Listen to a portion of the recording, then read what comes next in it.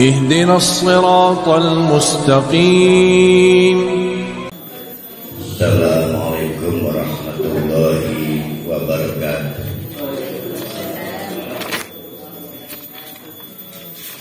Alhamdulillahirabbil alamin. Nahmaduhu wa nasta'inuhu wa nastaghfiruh wa na'udzu billahi min syururi anfusina wa min sayyiati a'malina. May yahdihillahu fala mudilla lahu wa may yudlilhu fala hadiya lahu. Asyhadu an la ilaha illallah wa asyhadu anna Muhammadan abduhu wa rasuluh la nabiyya ba'd. Kita teruskan kajian surah Hud. Ini baru bagian kedua,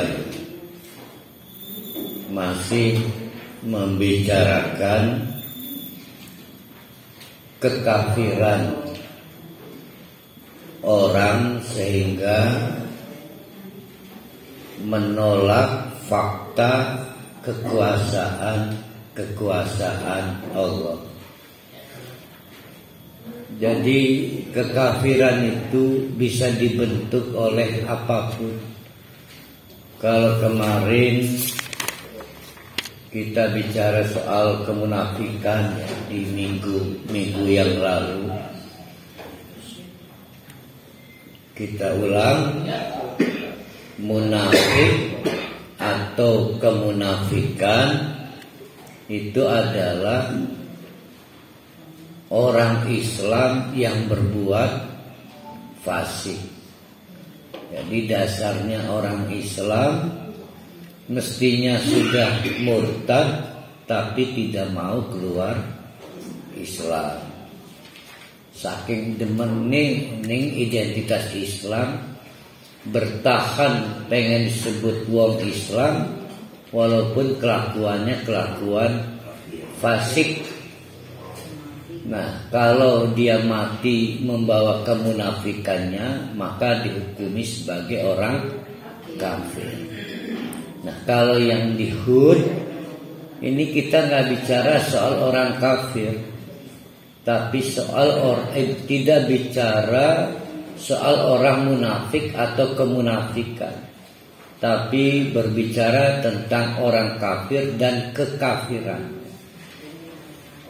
Di antara yang menyumbang kekafiran itu namanya sombong. Sehingga menolak Allah itu sangat berkuasa.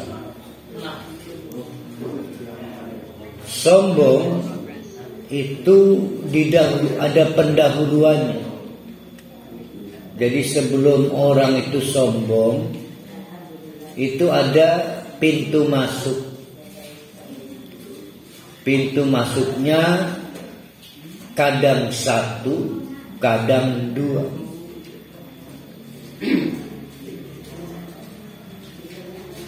Yang pertama, kufur nikmat atau tidak mau bersyukur. Yang kedua, ujub. Nah, beda tuh, ujub dengan sombong beda. Kalau sombong itu atuwun, ujub itu menakjubkan.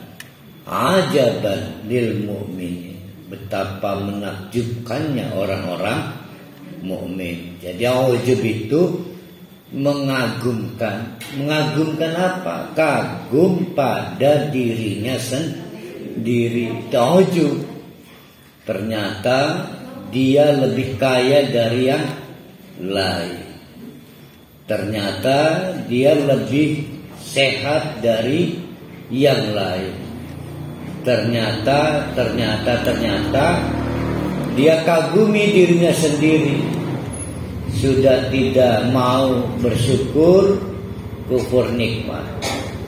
mengagumi dirinya sendiri, itu hati-hati. Dari situ, dari ujub lompat jadi sombong. Sombong itu menolak bahwa apa yang dimiliki dan dicapai dirinya ada kontribusi pihak lain. Pihak lainnya macam-macam, bisa orang lain, yang pasti Allah. Itu yang kemudian menjelma menjadi kekafiran.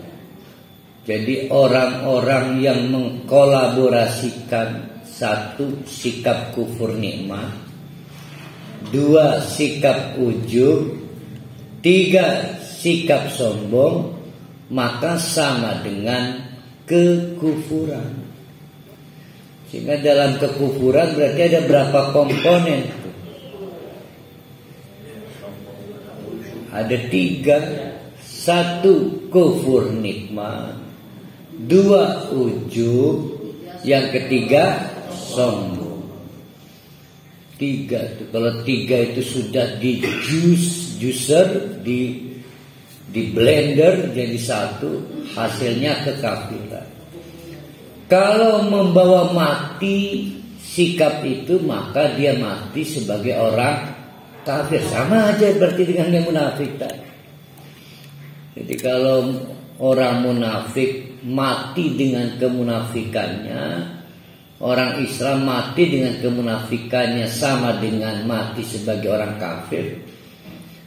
Orang kafir juga mati membawa kekafirannya ketika dia mati dengan membawa kesombongan. Nah, ayat-ayat yang akan kita bahas di surat Hud ini adalah soal itu orang-orang kafir. Sampai puncak kesombongannya menolak Al-Quran. Padahal yang kemarin Allah mengancam, menegaskan bahwa binatang-binatang yang kita butuhkan dalam kehidupan sehari-hari itu ditundukkan oleh Allah untuk kepentingan kita. Maka kita ada yang berternak kerbau, ada yang berternak kambing, ada yang berternak lain-lainnya. Dan hewan-hewan besar itu, kerbau besar, onta besar dan jangkung, sapi besar juga, hewan kecil ayam juga kita ternak. Itu ditundukkan oleh Allah. Cara Allah menentukan apa? Yaitu ketergantungan rezekinya. Kebutuhan nutrisi makannya kan dari Allah tuh. Dibikin sedemikian rupa makanan kerbau, sapi, kambing tidak sama dengan kita. Alhamdulillah kita tidak berebut makanan dengan kambing, sapi, kerbau itu. Ada pola rantai makanan yang dijaga oleh Allah. Nah itu kalau bukan Allah yang mengatur, sulit itu. Kebayang tidak oleh bapak-bapak, ibu-ibu, diskusi kita ketika bikin rumah. Rumah sudah jadi, kata istri dan anak-anak, "Pak, pasang pagar." Kambing gak tahu diri sering masuk, pasang pagar. Kita gak mau hidup bersama kambing. Tapi sebetulnya kambing juga gak mau hidup bersama kita. Karena beda habitatnya, itu Allah yang ngatur. Jadi hanya beberapa rumah yang diganggu kambing. Hanya beberapa rumah. Di antaranya apa? Rumah-rumah yang mendekati habitat kambing.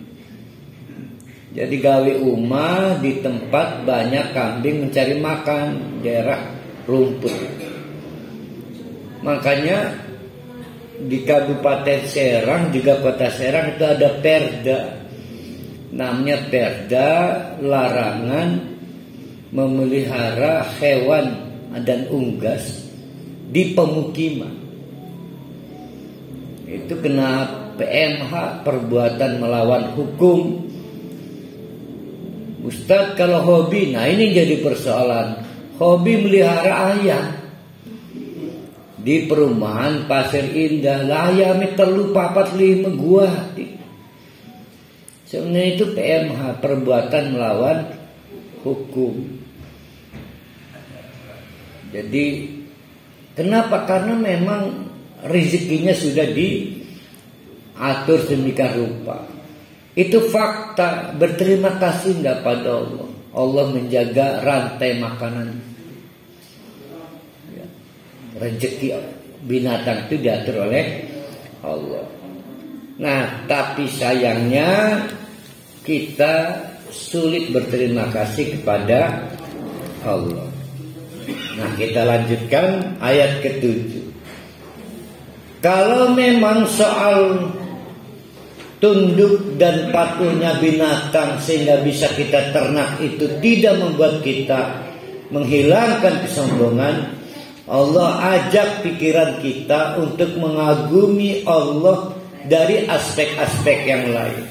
Mari kita baca ayat 7. Wa huwa, dan hai orang-orang Mekah Quraisy, ingat ini surat Hud adalah surat Makkiyah. Huwa, hai orang-orang Mekah Quraisy, huwa adapun Allah itu allazi zat yang khalaqas samawati wal ard, yang telah menciptakan langit dan bumi fi sittati ayyam, dalam lakukan nih Bu Malah, dalam kurun waktu 6 hari. Nah, ini mari kita diskusikan dulu yang 6 hari. Kadang ustadz bersemangat menjelaskan soal 6 hari. Beberapa bisa kita lihat, misal yang pertama, bahwa fisik tati ayam, 6 hari yang tertulis di dalam Al-Quran ini itu tidak berarti sama dengan 6 hari manusia. Karena kita manusia ini mengenal hari itu sama dengan 24 jam. Sedangkan ayam atau hari-hari milik Allah itu dijelaskan sama dengan 1000 harinya kita. Ya. Ini yang pertama dulu ya. Sittati ayyam.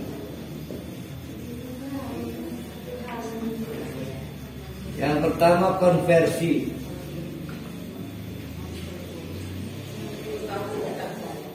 Satu day milik Allah itu sama dengan 1000 hari milik manusia. 1000 tahun. 1000 tahun.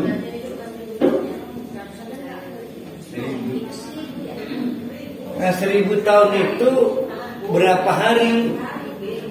Berarti 6000.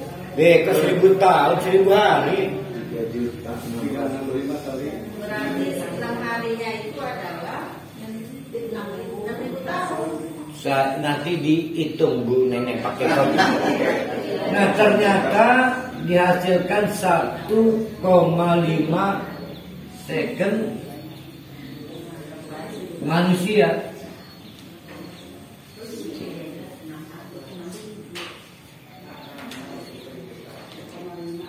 Jadi 1 harinya waktu Allah itu sama dengan 1,5 detik waktu manusia. Berarti 6 harinya Allah itu sama dengan 9 detik manusia, yang para ulama membagi menjadi 3 detik. Bukan 3 detik pertama, saya nggak nyebut 3 detik pertama ya. 3 detiknya adalah untuk menciptakan langit,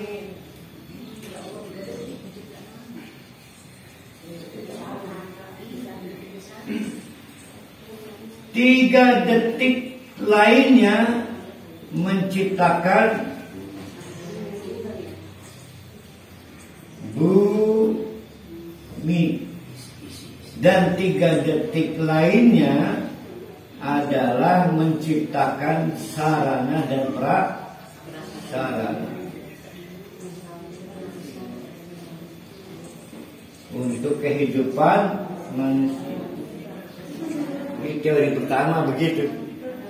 Udah ketemu 1,5 detiknya Bu Neneng. Ngitung pakai komputer. Saya emang gak ketanjak mending ngitung awal waktu subuh.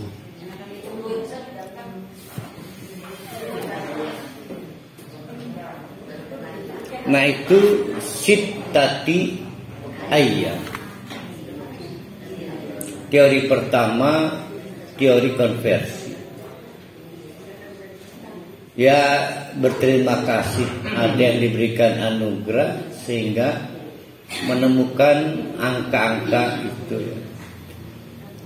Namun bagi saya boleh diikuti, boleh enggak. Saya kurang tertarik sittati ayyam itu mau berapa. Saya tertarik soal ini teori kedua, bahwa sittatu ayyam itu climber. Jadi climb. Emang kamu tahu siapa yang bikin? Kamu nggak tahu kan? Yang bikin saya. Kamu tahu nggak? Saya bikin 5 hari. Allah ingin menegaskan alam raya ini Dia yang bikin.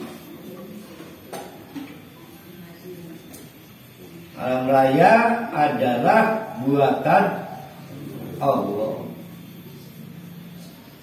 Maka hanya Allah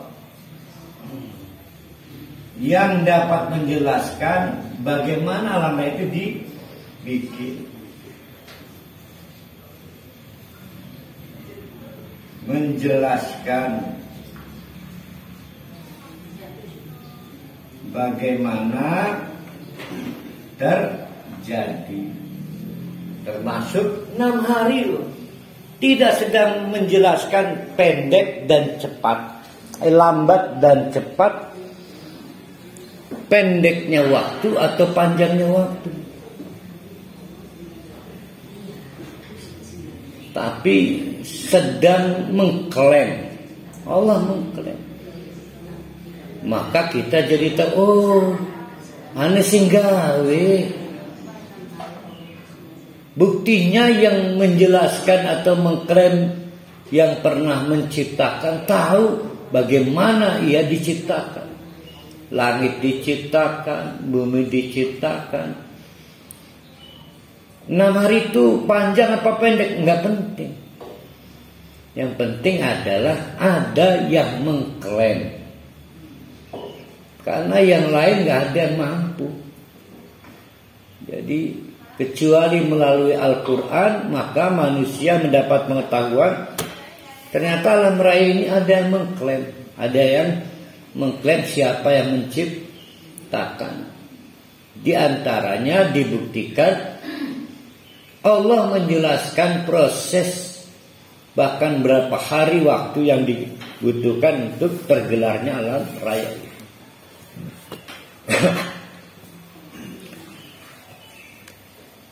Di samping dua teori itu banyak lagi teori-teori lainnya.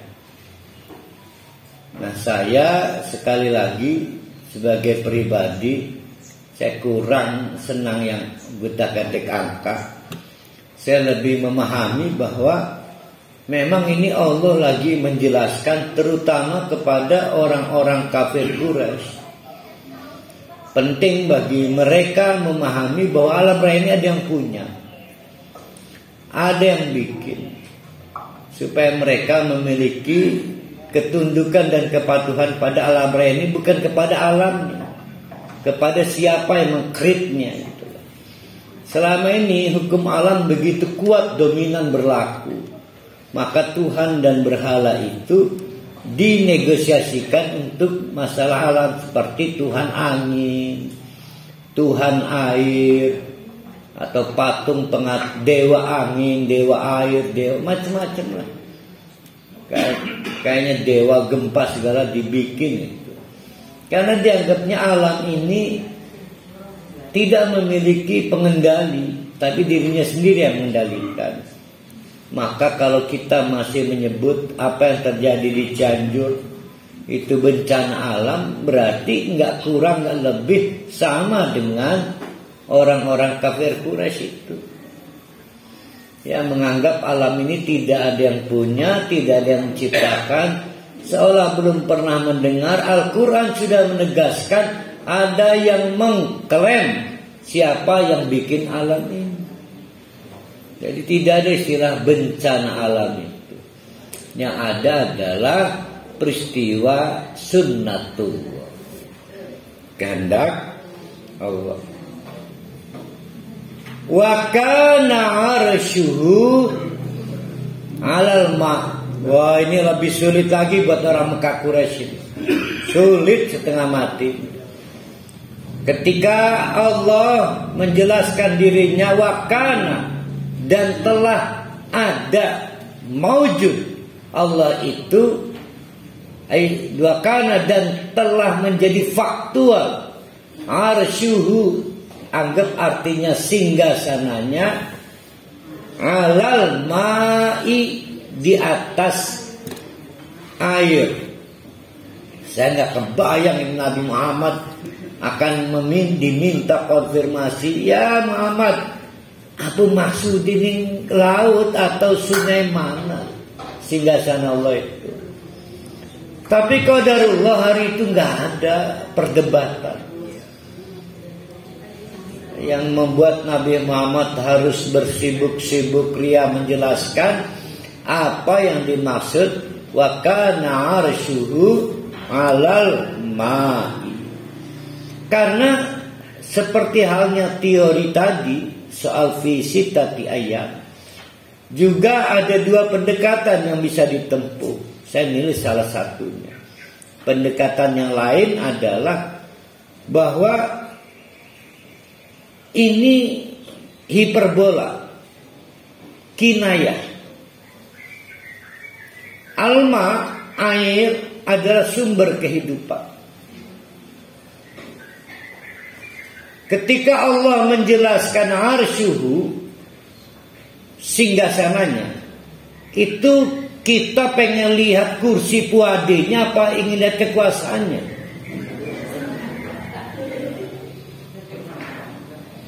Jadi bagi orang Arab yang dipikirkan bukan kayak apa singgasan, bukan, betapa berkuasanya Allah. Oh, ternyata Allah berkuasa.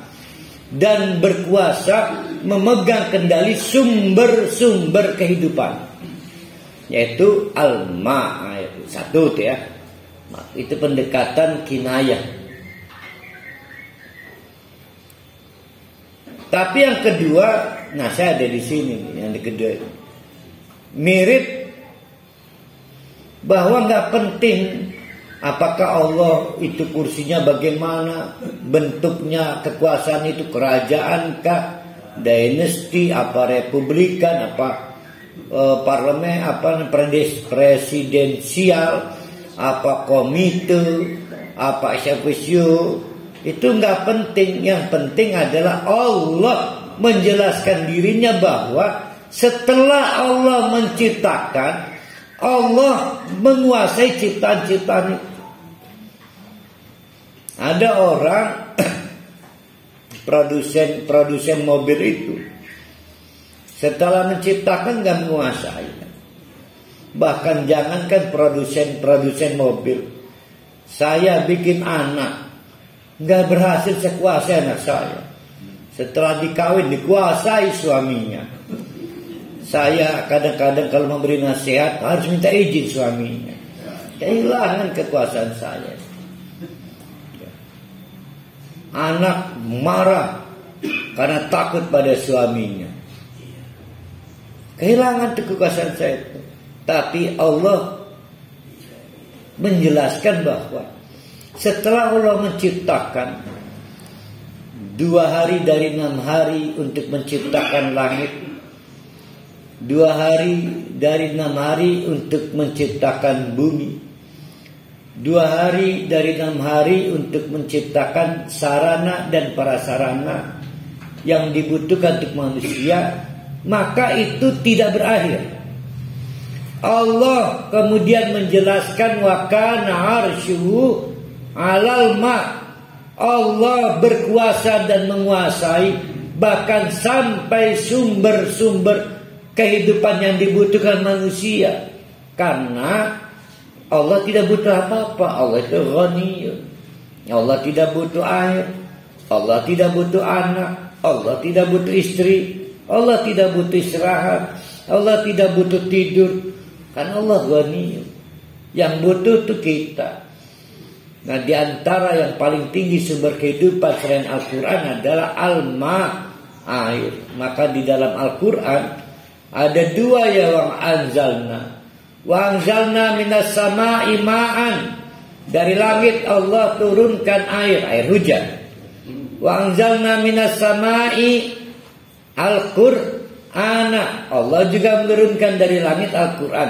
Berarti yang diturunkan dari langit ada berapa itu? Ada 2 sumber kehidupan. Yang pertama air hujan. Yang kedua Al-Quran. Nah, al-ma maksudnya sumber-sumber kehidupan. Jadi hati-hati orang-orang kafir Quraisy. Jangan kamu pikir alam itu yang berkuasa, Allah yang berkuasa. Jangan kamu pikir dewa-dewa itu yang berkuasa, Allah yang berkuasa. Allah berkuasa dan menyatakan kekuasaannya setelah Allah menyatakan dirinya sebagai pencipta alam raya ini. Itulah yang dimaksud dengan wa kana arsyuhu 'alal ma'. Jadi saya dengan cara begitu menghindari debat soal apakah Allah itu kayak raja-raja itu berkuasa, ada singgasananya. Enggak begitu cara menjelaskan.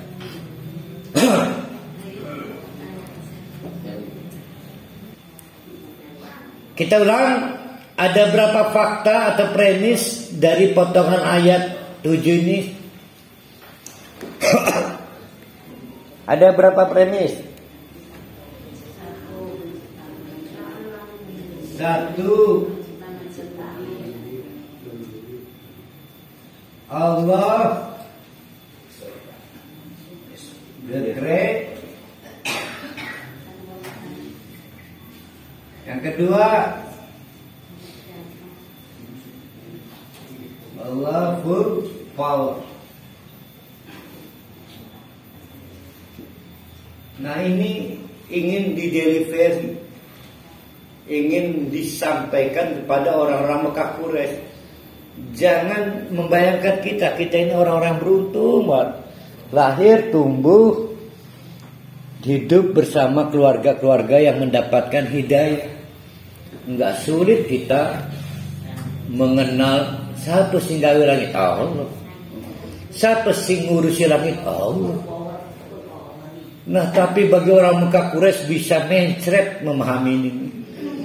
Setengah mati karena dia berhadapan dengan kebiasaan lama. Bahwa yang mengendalikan angin dewa, banjir dewa. Oh, setengah mati benar. Maka kata Allah, itu semua adalah liyabluwakum ahsanu amala. Nah, apakah Al-Quran hanya untuk orang kafir Quraisy? Enggak, kita bawa sekarang. Nah, sekarang mari kita uji. Yang tadi pagi sholat subuh.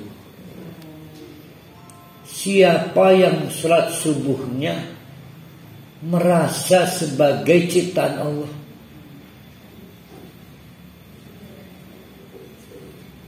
Siapa yang tadi pagi sholat subuh karena merasa saya ini yang nyiptakan Allah? Nah, itu namanya yang pertama. Siapa yang tadi sholat subuhnya yang kedua, itu karena bentuk terima kasih Allah merawat alam raya termasuk kita ini. Yang kedua.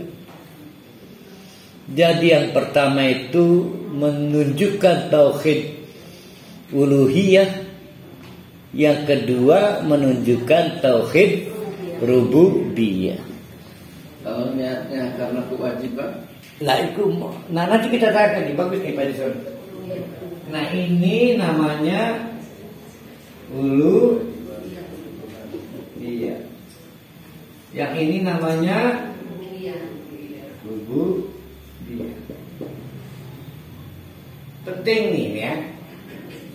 Walaupun ini sebetulnya dialog pikiran, dialog hati, tahu tidak siapa yang menentukan kualitas amal kita? Amal hati kita. Nah, kita lihat konversinya ini. Kalau disuai amat kisah ayat berikin berperagat-peragat dikit. Kita lihat tesnya ya. Fa amma man sakulat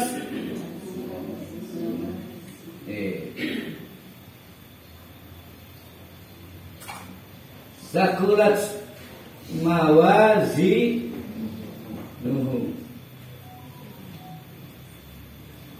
fahuwa fi syadid radiyatin. Nah, sekarang kita ambil kata mawazinnya. Mawazin artinya apa?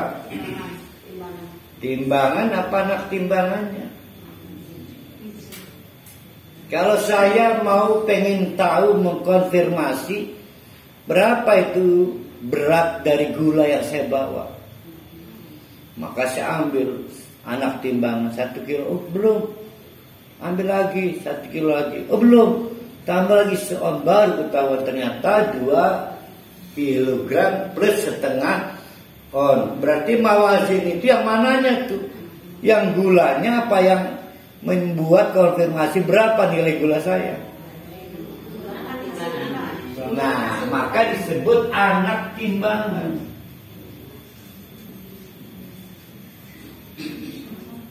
Hari ini yang ngaji berapa nih? 400-an. Hari ini yang ngaji 400-an. Minta maaf dengan segala hormat, saya pastikan gak sama anak timbangannya. Ada yang anak timbangannya 100 kilo kayak Bu Iman. Ada yang 2 kilo kayak Pak Jurusti. Ada yang cuma 1 kilo kayak Pak Jamur. Beda-beda anak timbangannya. Siapa yang mempengaruhi anak timbangan itu? Konsep, mindset, disebut dengan amalul qalbi. Di situ berkumpul ada pemikiran, ada niat. Yang niatnya karena cari silaturahim, ya anak timbangannya 1 kilo. Yang niatnya karena mencari bekal akhirat 100 kilo. Yang niatnya karena takut kualat, iya 1/2 kilo. Tapi yang takut masuk neraka 200 kilo. Beda-beda, sama-sama ngaji, di tempat yang sama, di majelis yang sama, di waktu yang sama, ternyata hasil pahalanya beda. Ya kan, beda kan? Bahkan sama-sama berjamaah, sama-sama di Muhammadiyah, sama-sama di Aisyah, NU, Persis, nggak sama hasilnya. Wa amma man sakulat mawazinu, siapa yang menentukan anak timbangan itu? Konsep, yaitu bagaimana kita memahami ini dan bagaimana niat hati kita. Namanya amalul qalbi. Maka kadang-kadang amalul qalbi, karena qalbun itu kadang-kadang disebut fikrun atau aklun juga, itu beberapa ulama menganggap ada yang lain namanya amalul fikri. Jadi amal pikir, amal hati. Nah, aksi menyapa itu kita membentuknya itu. Jadi penting juga kita mendialogkan diri kita sendiri sebelum melakukan amalan. Iki syarat ada pikiran. Satu, membuktikan kita ini ciptaan Allah. Berarti saya lagi nawar, beda kan dengan kita menyembah pada dewa. Dewa, saya lagi gak punya uang, tapi saya takut kamu itu bikin ulah, maka saya ngasih sesuatu. Sebetulnya saya lagi tunduk pada dewa enggak? Enggak, saya lagi menegosiasikan sesuatu. Nah, beda kalau kita menjadi hamba Allah. Ya Allah, saya gak mau tahu tujuannya apa, yang penting saya pengen diaku sebagai hamba, titik. Nah, itu fakta. Mendialogkan juga keinginan kita apa. Oh, saya rasa terima kasih, respect padamu ya Allah. Engkau telah menyediakan secara gratis oksigen, kesempatan saya bergerak. Orang lain gak bisa bergerak. Maka saya beribadah. Nabi ditanya, ya Rasulullah, ngoyo lelah-lelah amat sih sholat sampai bengkak kakinya. Kata Nabi Muhammad pada istrinya, wahai istriku, tidak bolehkah aku menunjukkan sikap respect, syukur saya pada Allah. Nah, itu namanya alasan Allah itu full power. Kita mengalami, saya gak ada patatan ya, ada problem. Kadang-kadang kita ini harus menjelaskan kepada jamaah atau anak orang lain, apa sih maksud khalaqallah as-samawat wal ard, kemudian arsy. Oh, kita sibuk menjelaskan kekuasaan gitu ya. Padahal ada kekuatan besar yang bisa mempengaruhi amalan kita. Nah, di antara pilihan narasi yang bisa kita jelaskan seperti tadi. Nah, buat Bu Dr. Unena, Bu Dr. Ima. Jadi kita ini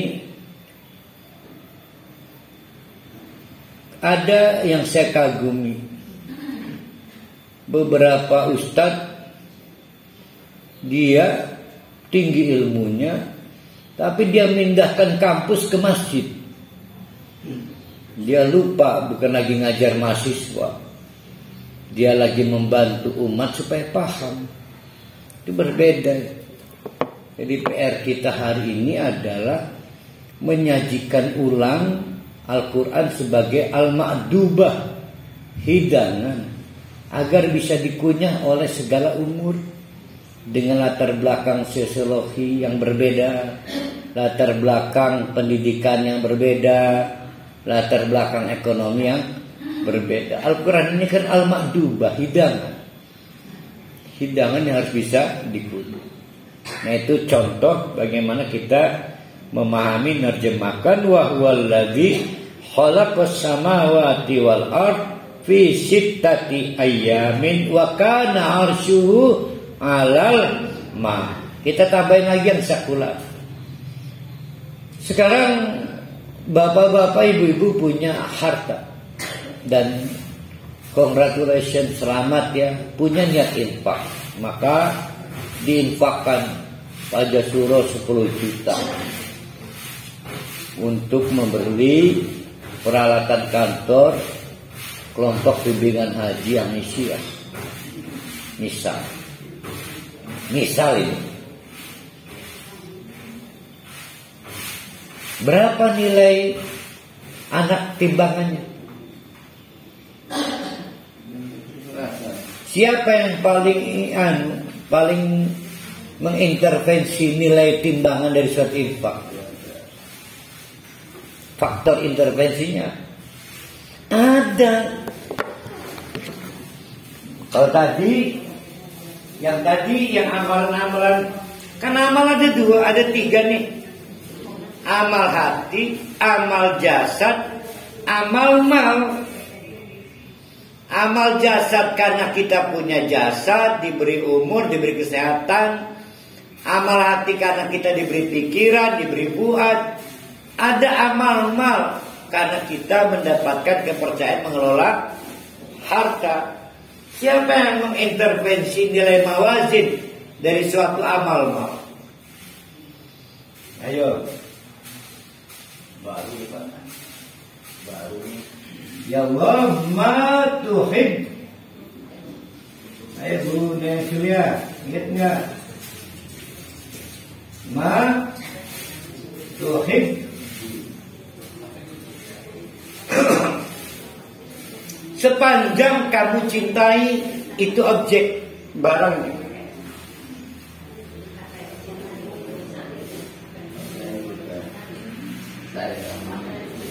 Hati-hati, bukan sepanjang dibutuhkan. Minta maaf, misal itu Ibu Hajan Neneng itu mobil apa itu? Fred.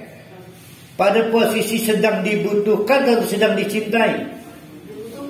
Dibutuhkan.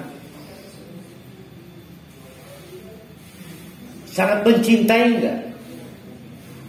Biasa-biasa aja ya. Karena kalau dia mobil lebih bagus lebih mencintai dia. Nah, infak sangat dipengaruhi seberapa besar nilai relasi kita pada barang itu, nilai kecintaan. Kalung yang ibu-ibu senang melihatnya di cermin, dilihat lagi demennya. Itu kalau diinfakkan, penuh kenangan, nangis itu. Maka 1000 anak timbangannya dibanding dengan kalung yang sudah gak disenangi. Kalungnya sama-sama 25 gram. Bahkan terancam menjadi 0 anak timbangannya ketika sudah tidak ada rasa senang. Ingat, kita bicara matuhibun, bukan apa yang kamu butuhkan. Jadi kalau kita ingin tahu siapa nilai pembentuk anak timbangan pada amal harta, maka berapa nilai kecintaan kita pada barang itu. Maka menjadi bingung ketika kita infak uang. Berapa nilai kecintaan kita pada uang? Hampir kecil. Yang besar nilai kebutuhan kita pada uang. Kadang-kadang orang beramal itu kan ditangguh kalau saya tangguh. Nah, itu jihadnya itu. Nanti aja. Yaitu nilai kuatan ngadu kuatan dan. Yaitu nilai jihadnya. Maka diberi setan supaya ada pengganda pahala. Karena orang yang menjadi winner, pemenang melawan setan, berdobel-dobel pahalanya. Kalau nggak ada setan, nggak double gitu pahalanya, rugi. Nggak ada tantangan. Nah, jadi tanpa mengurangi motivasi bapak-bapak, ibu-ibu berinfak dengan uang, sebetulnya perlu dipikirkan kembali manajemen infak bapak-bapak, ibu-ibu. Ini mau nyari pahala apa mau nyari pahala gede? Nah, seuli-uli, nah ini yang enggak serius. Kan kita bicara lihat belakang masa amalan kan? Nah, kalau pengen cari pahala gede, perbaiki manajemen infaknya. Infakkan yang sedang kamu cintai, bukan yang sedang kamu butuhkan. Beda ya. Seperti yang tadi kasus Bu Hajan Nenek, itu bukan yang sedang dicintai, sedang dibutuhkan. Beda. Tahu nggak yang sedang kita cintai biasanya disimpan. Bahkan etalasenya khusus. Bahkan anak kita aja nggak boleh sering menyentuh. Bahkan membuat kita gelisah, arep turu di depan masih anu. Itu barang yang kita cintai. Semakin menurun kadar cintanya, menurun lagi, semakin berkurang mawazinnya.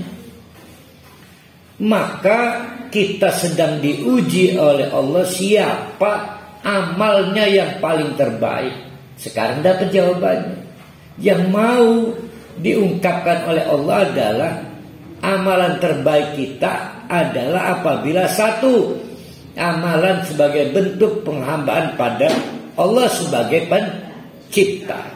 Dua, amalan yang dihadirkan oleh kita sebagai bentuk respek, terima kasih kita kepada Allah sebagai pemelihara yang berkuasa pada alam raya ini. Jadi ujian Allah itu untuk mengkonfirmasi dua hal itu. Dua hal itu yang membentuk mawazin. Liyabluwakum ayyukum ahsanu amalan. Saya akan membantu mengingatkan bala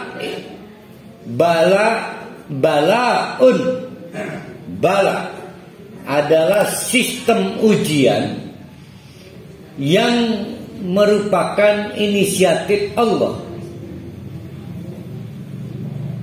Sistem ujian yang merupakan inisiatif Allah.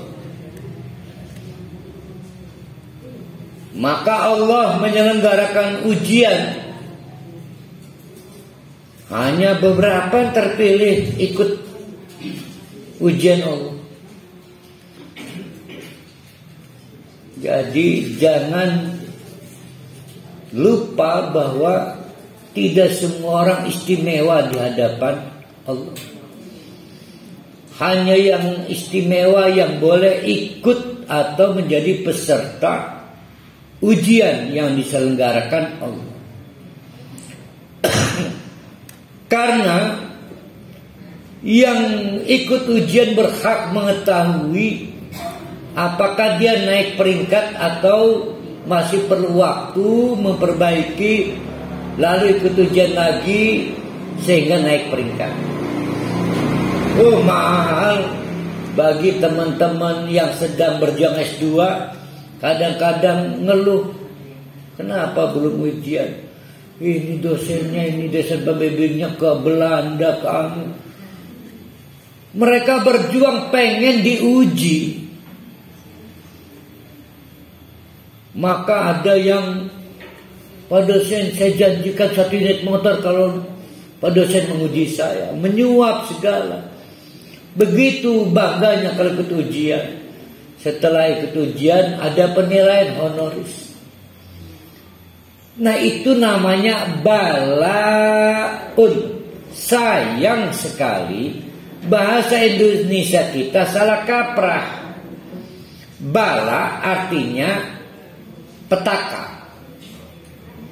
Tolak bala berarti tolak petaka. Padahal bala itu sistem promosi. Ya. Maka kata Allah, 2 fakta tadi. 1, pengetahuan bahwa Allah adalah Sang Maha Pencipta. 2, pengetahuan bahwa Allah adalah Sang Maha Pemelihara.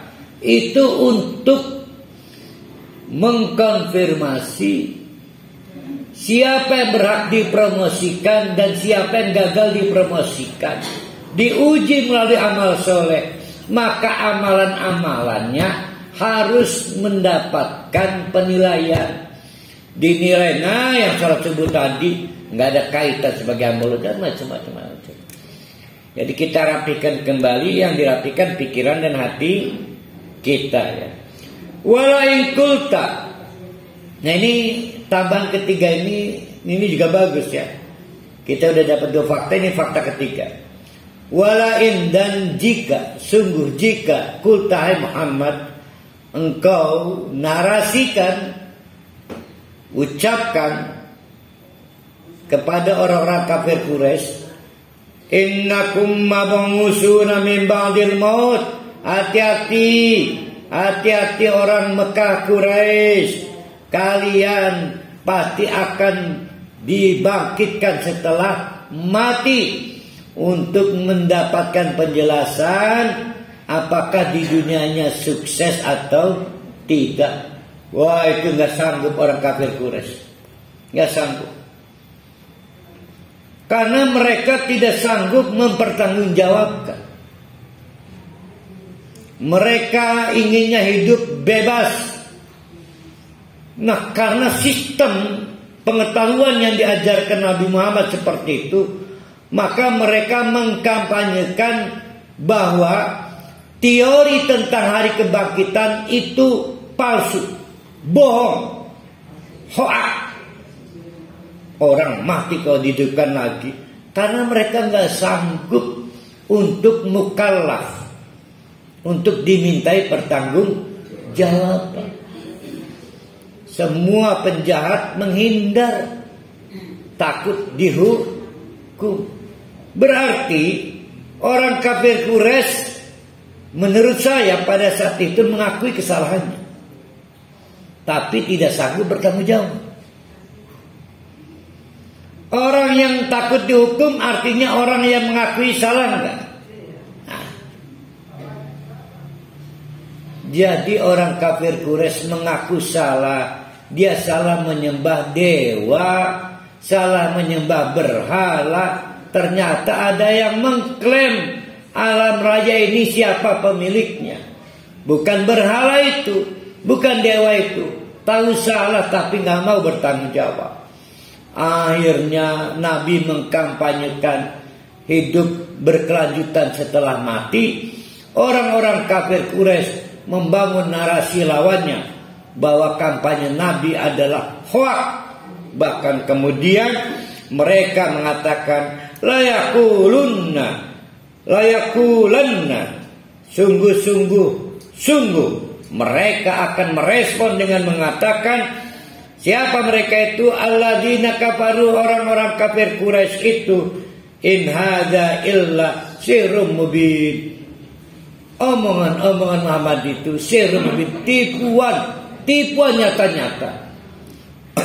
Kenapa tipuan? Karena dibangun satu portofolio, orang sudah mati, jasad sudah dimakan cacing, tulang belulang sudah kemudian kering, kok bisa dihidupkan lagi? Mustahil dan mustahil. Seolah-olah Muhammad nipu bahasa, Pira aku mati dari pakai mani. Jadi adu kampanye, adu narasi.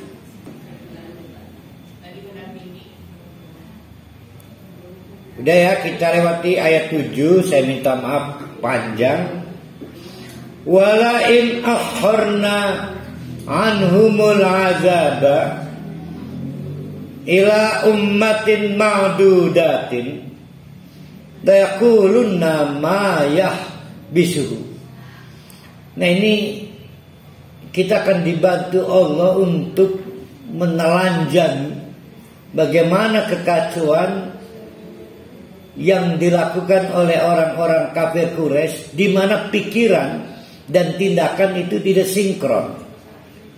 Satu sisi pikirannya sudah menyatakan deal, sepakat Allah adalah pencipta alam raya ini dan pengendali pemelihara alam raya ini termasuk manusia. Satu sisi secara konsep sudah jadi, tapi tindakannya tidak menunjukkan respek orang yang sedang berterima kasih. Maka ditelanjangi oleh Allah ketidaksinkronan antara pikiran dan tindakan itu. Di antaranya wala in akharna anhum, mereka itu kalau batal diazab, tidak diazab-azab nih, karena ditunda. Al-azab azab ila ummatin ma'dudatin, sampai suatu batas waktu tertentu.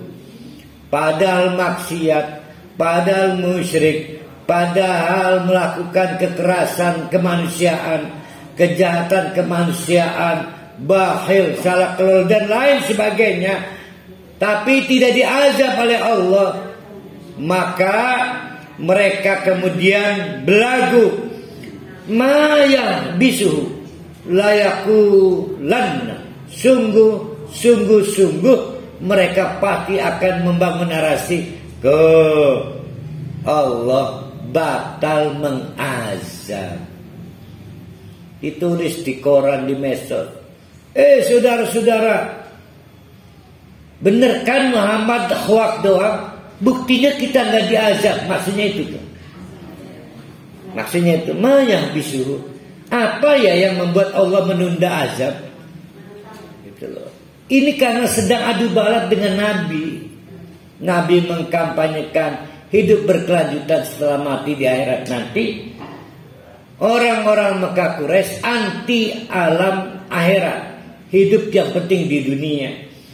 Maka mereka berpijak kepada klaim Nabi hoak.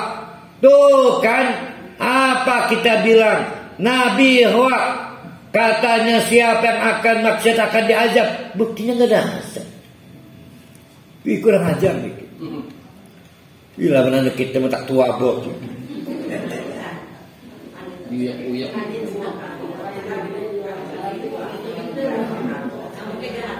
Maka dijawab oleh Allah,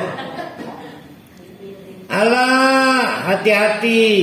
Siapa yang diingatkan? Termasuk kita. Cukuplah yang lalu berlalu, jangan ditiru gaya berpikirnya. Karena kata Allah, Allah, hati-hati. Ingat-ingat. Yauma yatihim, kalau waktunya tiba. Siapa yang bisa menolak tertimbun tanah di Cianjur? Siapa yang bisa menghindar dari runtuhan rumah-rumah? Siapa? Tidak ada yang bisa menolak. Maka kata Allah, hati-hati, hati-hati, jangan sompral.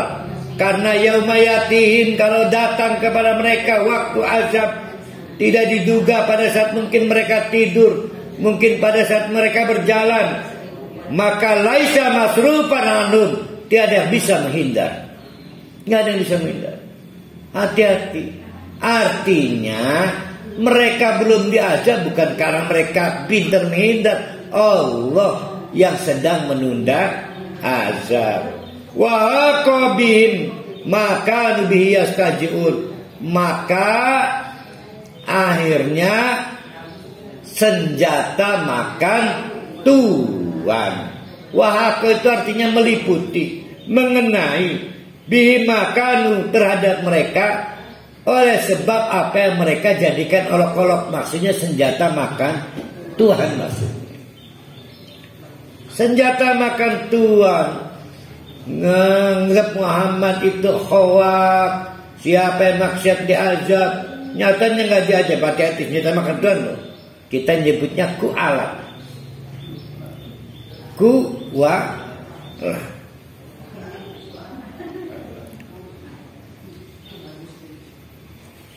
Ditelanjangi lagi oleh Allah hal yang lebih kontras dan paradoks lagi, menunjukkan kualitas berpikir yang lemah dan kualitas mental yang buruk dari orang-orang kafir Quraisy. Naudzubillah min dzalik, kita jangan meniru. Apa kata Allah? Walain azaknal insan, lihat itu para manusia. Walain azakna, apabila kami berikan kepada manusia itu minna, bukan dari siapa-siapa, bukan dari alam, bukan dari berhala, bukan dari dewa, tapi minna, asli dari kami. Apa? Rahmatan, kasih sayang. Di antaranya masih bisa bernapas, masih bisa menggerakkan tangan, masih bisa menggunakan panca indera, masih bisa merasakan manis, pahit, asin dengan alat-alat perasa kita, masih bisa membedakan mana tangan dengan alat peraba kita. Itu semuanya adalah rahmah. Tiba-tiba summa nazalna minha, ada yang dicabut perasanya, tidak bisa membedakan ini bau apa. Oh gimana itu? Gara-gara COVID dicabut kan? Nggak bisa menghirup Ikini jeruk te hari pun kita ikin. Ya Allah, antara tai cecek dengan jeruk nggak bisa dibedakan. Hati-hati, jangan main-main dengan tai cecek kecuali lagi COVID. Bukan, kalau lagi COVID silakan nyium bau tai cecek karena nggak akan tercium. Gimana itu kalau dicabut oleh Allah? Maka innahu la ya'usun, pasti akan merasakan keputusasaan. Ya Allah, ya Allah, mungkinkah saya bisa pulih dari COVID setelah tangan kita dibikin setruk? Ya Allah, putus asa karena biasanya nggak bisa pulih lagi. Setelah tidak bisa melihat, ya Allah, putus asa, kafurun. Tapi kita ini dasarnya tidak pernah respect dan menunjukkan rasa terima kasih. Jadi kita ini paradoks. Lagi terhimpit masalah butuh Allah, lagi tidak terhimpit masalah nggak butuh Allah. Jadi sebetulnya kita butuh Allah nggak? Butuh Allah. Tapi paradoks. Ditelanjangi lagi oleh Allah kelakuan dan lemah mental, lemah pikirnya orang kafir Quraisy. Walain azakna, andai kata kami timpakan, kami berikan kepada mereka nama berbagai kesenangan, ni'matun ba'da dharra'a, setelah sebelumnya ditimpa berbagai kesulitan, miskin baik, tiba-tiba sugih. Jadi ada orang OKB, orang kaya bingit, ya, orang kaya baru. Akhirnya bangkrut.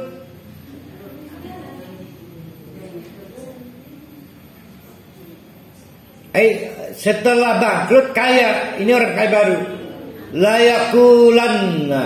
Layakulan, pasti mereka dengan angkuh sombong membangun narasi mengklaim dahabas sayyi'atu anni, ya kan? Tidak mungkin kejelekan bisa mengenai saya. Innahu la farihun fakhur, maka dia menunjukkan kesenang-senangnya luar biasa, farih, fakhur, tapi juga lupa diri, sombong. Fakhur itu pasca ujbun ajaban lil mu'minin, ajaib, apa, mengagumi diri sendiri. Maka lanjutannya fakhur. Jadi setelah ujub, kalau tidak disembuhkan, tidak diterapi, dia akan membentuk namanya fakhurun, arogan. Nah ini hati-hati, berarti ada berapa penyakit di situ?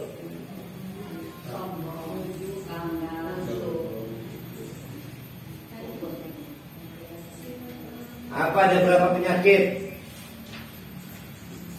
Kan ada tiga, ada dua sudah ini. Satu, perusak pikiran, konsep. Dua, perusak hati. Jadi orang itu amalnya harus didukung dengan dua konsep. Satu, konsep hamba Allah, Allah yang telah menciptakan kita. Yang kedua, konsep kasih sayang Allah. Karena Allah kasih sayang, maka kita dirawat, dipelihara, maka kita beribadah, respect. Nah, yang kedua, hati kita harus tulus Maka berinfak juga selama hati kita senang.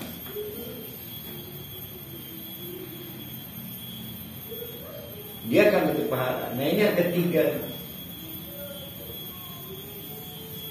Yang ketiga adalah respect. Ini lebih kepada attitude. Attitude. Punya adab anu wong dusun kaya wong kampung. Wes dinyahi lake rasa nuhune. Dikasih kita 1 kilo jeruk, nggak ada basa-basi. Itu nggak ada attitude.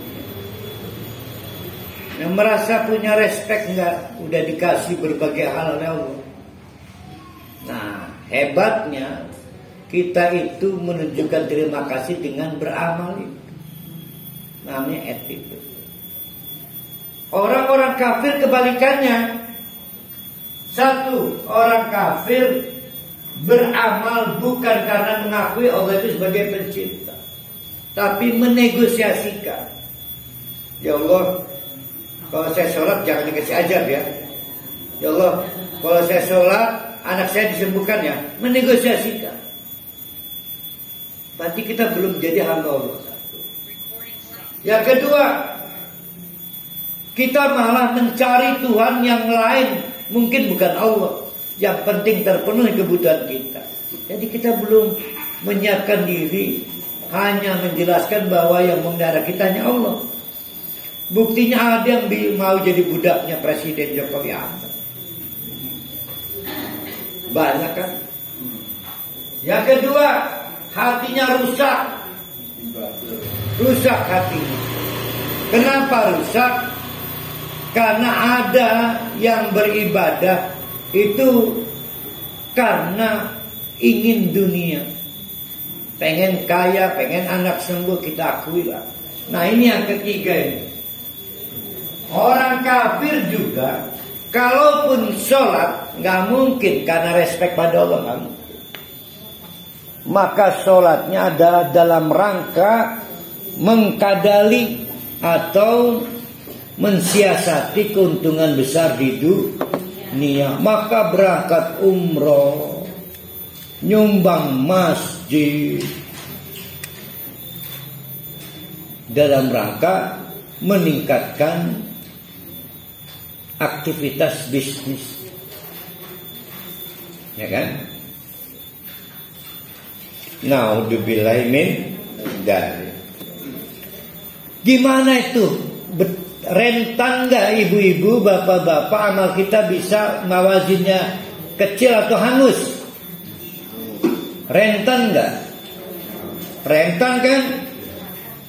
Jadi sama-sama mengaji ini 400 orang kan? Saya pastikan tidak sama nak timbangannya. Tadi 1/4 jam pertama masih bagus anak timbangannya. Masuk menit ke 30 mulai merosot anak timbangannya. Ada yang mulai gibah. Menit ke 45 udah mulai lihat status medsos segala. Terus merosot terus. Ada faktor-faktor defisit dari kualitas pala kita. Bagaimana treatment untuk mempertahankan performa amal soleh kita? Caranya adalah kecuali satu, alladzina sabaru, tangguh memelihara apa?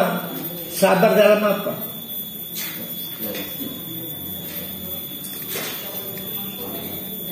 Sabar dalam memelihara konsep berpikir, walaupun lagi ditimpa kesulitan ataupun lagi mendapatkan kesenangan.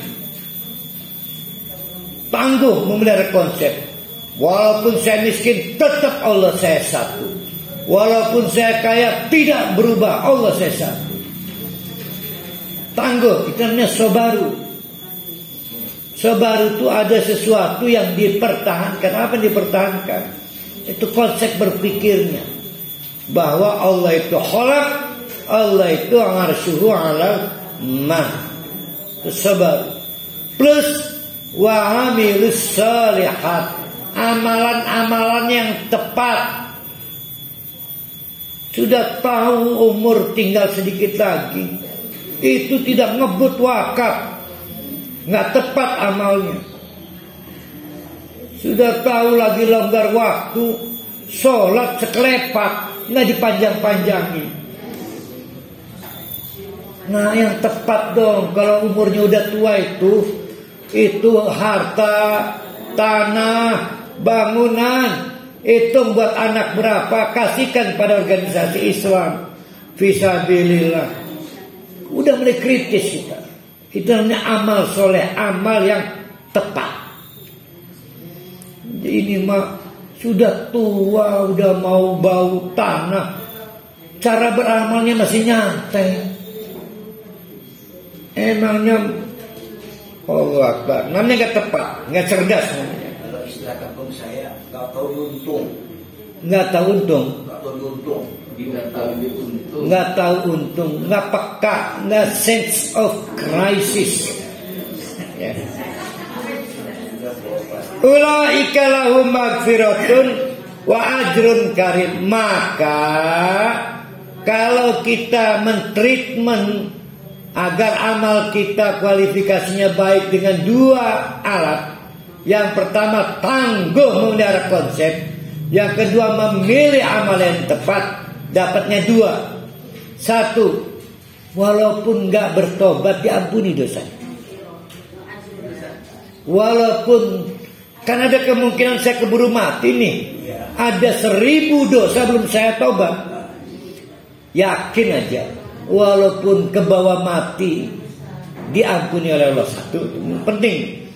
Yang kedua, ajrun kabirun fa'ilun, pahala yang terus menerus membesar dan membesar lagi, bukan besar. Fa'ilun, kok membesar? Itu Allah yang tahu. Berarti tidak sesuai ekspektasi. Dalam pengertian, wow,